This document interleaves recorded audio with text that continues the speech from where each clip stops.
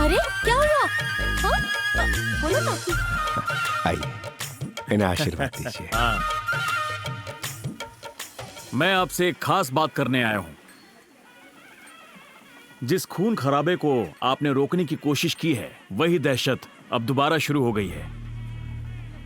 इसे अंजाम दिया है आपके बेटे जय ने।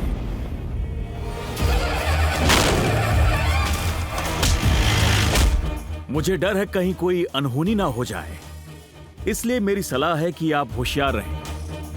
अच्छा, तो मैं चलता हूं।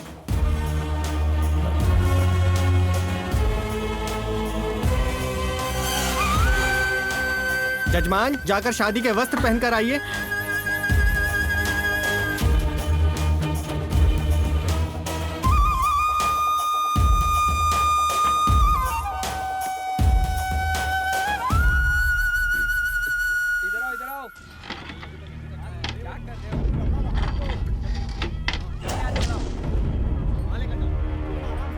हम अंदर पहुंच चुके हैं भैया। पहले उसके परिवार को मारेंगे और बाद में उसे। उसके जिंदा रहते हुए उसके परिवार को छूना नामुमकिन है। सबसे पहले उसका सर धड़ से अलग कर दो।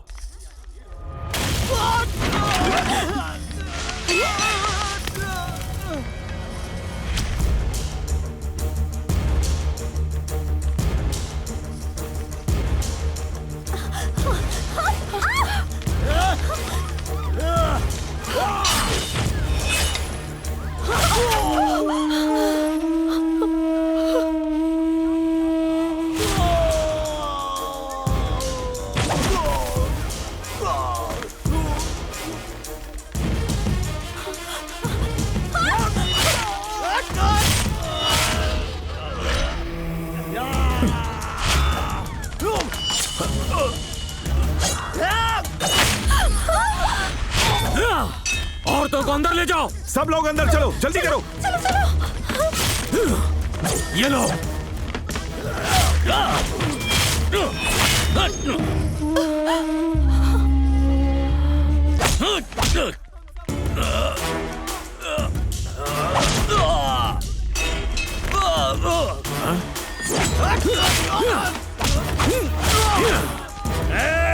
रुक।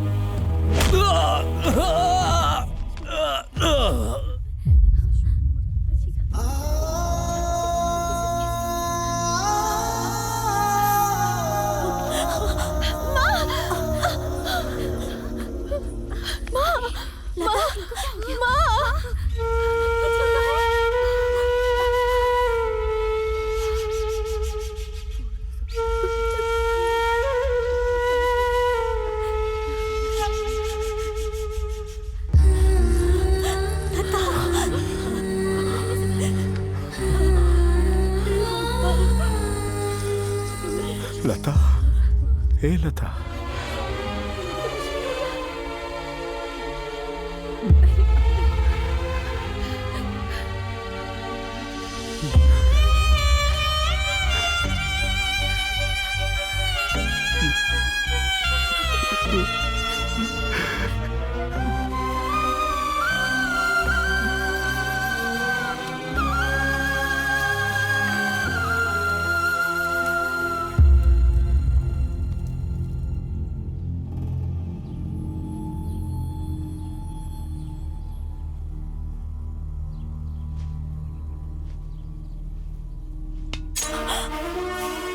चलो हथियार उठाओ।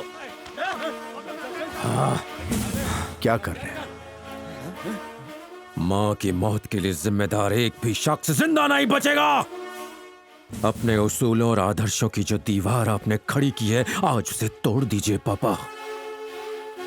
जिस बीमारी का बरसों पहले इलाज हो जाना चाहिए था, आज मैं उसे जड़ से उखाड़ दूंगा।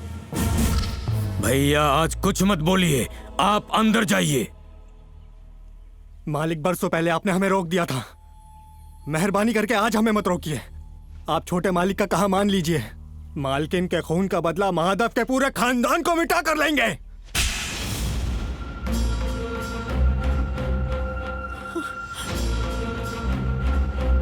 कौन सा गुनाह किया था जो तुझ जैसा बेटा पैदा हो?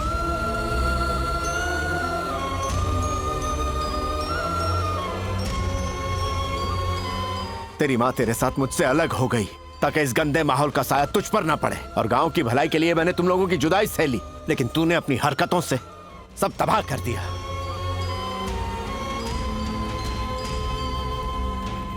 तेरी माँ का ख्वाब था कि तेरी जिंदगी में सिर्फ खुशियां ही हो,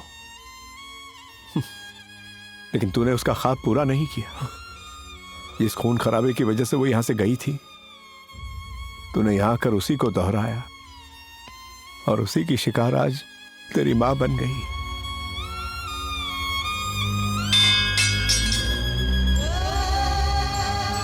पता होता तेरे आने से ऐसे खून की नदियां बहेंगी तो मैं तुझे यहां कतई नहीं आने देता।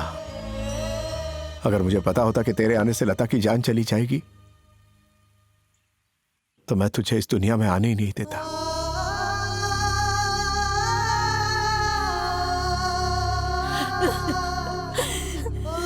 लता के बदले अगर तुझे खोना पड़ता तो मुझे गम नहीं होता।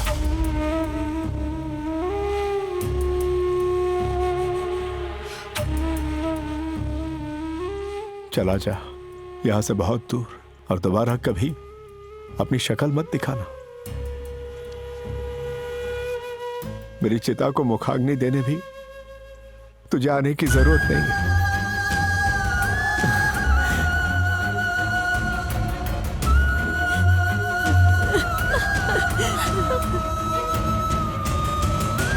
छोटे मालिक रुक जाइए, मत जाइए। रुक जाइए मालिक। रुक जाओ।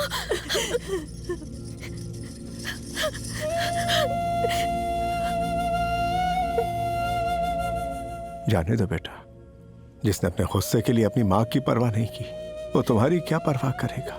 मैं नहीं चाहता कि कल तुम्हारा भी हाल इसकी मां जैसा हो। जाने दो इसे।